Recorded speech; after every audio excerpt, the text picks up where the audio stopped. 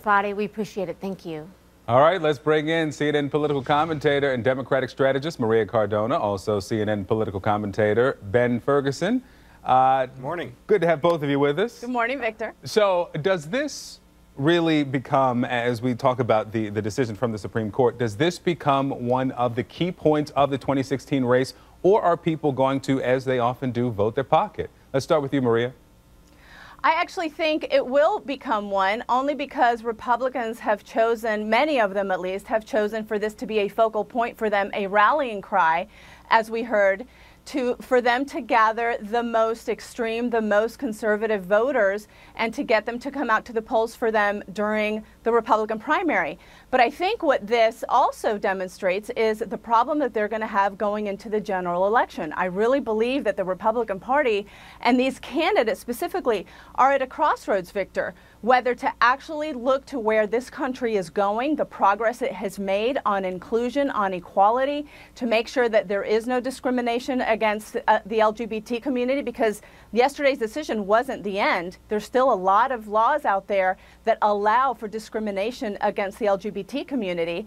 And so what voters are going to look at, especially in the general election, is where are the parties going? Are they going forward? Are they going to progress? Or are they going to try to bring us back to a place where there is discrimination and where people do not feel included? Well, Ben, S.C. Cupp was on this network yesterday making a pretty emotional appeal to Republicans to support the right of same-sex couples to marry or risk becoming relics. What's your view? I mean, is this going to... Well, I think you've got to divide. I think you've got to divide in the GOP. Obviously, this is a generational issue in many ways. Many younger people that say that they're conservative are GOP members. Republicans say that they're in favor of same-sex marriage. There's a lot of people that are older that are saying absolutely not. And I think a lot of this is going to depend on the individual candidate and also their perspective. I think a lot of the candidates that are governors, you're going to hear them talk about a states' rights issue.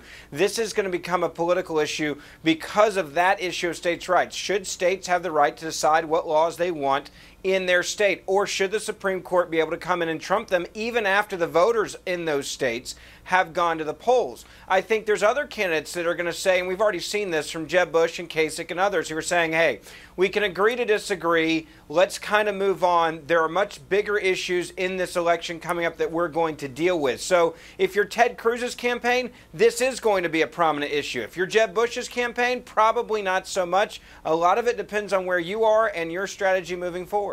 Ben, speaking of moving on, that's the call from the White House after the Supreme Court upheld Obamacare for the second time. But we're hearing from House Speaker John Boehner and other Republicans that they are not done with their challenges of Obamacare. Is this going to be, after so many votes to repeal or replace, going to be fruitful?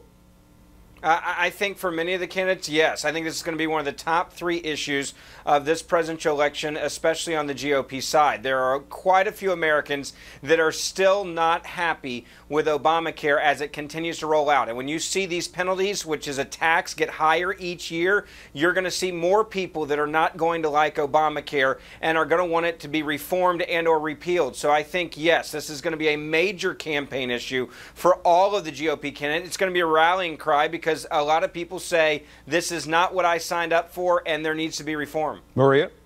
I disagree. I think it will be a campaign issue for Republicans, and they will try to continue to make it one. But I think it's a losing one, because when you have millions and millions of people who have been able to get health care coverage through Obamacare, and then you have a party that wants to take that coverage away, because let's remember, Republicans have not offered anything that would replace Obamacare.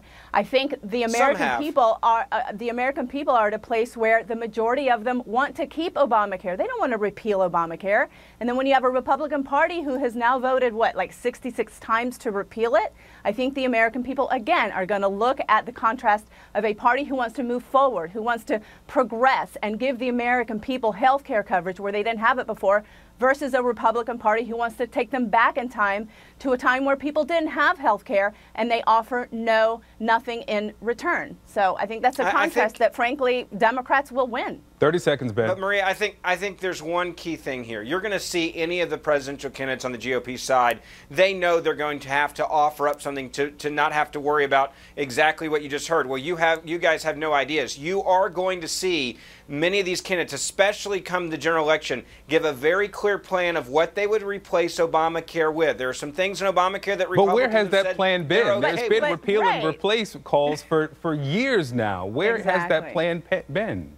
Well, there's several different plans. I mean, you have a certain group in the Tea Party movement that say they have a certain way they want to do it. You have others that have been around Boehner that have said they want to repeal certain aspects of it. You've had the medical tax, for example, on medical devices has been a massive debate and conversation. So there's a lot of people that have tried to go in and say these are the things we want to take out immediately, and there has been no compromise from the Democratic Party or this White House, even when they admit themselves, yes, there are some flaws, but they haven't fixed their own flaws yet either. So I think it's a big issue.